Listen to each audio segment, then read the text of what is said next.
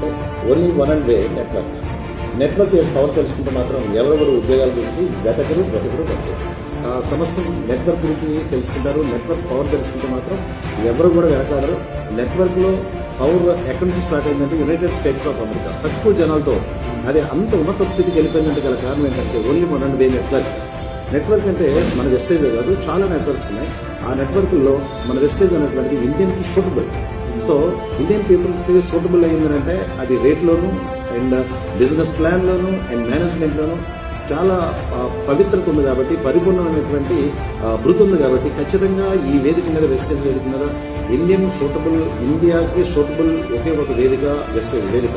So ఈ వేదిక నెట్వర్క్లో ఉంది కాబట్టి ప్రతి వస్తువు నెట్వర్క్లో పంపిస్తున్నారు ప్రతి మనిషికి. ఇది రానున్న 2025 నాటికల్లా నెట్వర్క్ గురించి అందరికీ తెలుసుకోవాలి.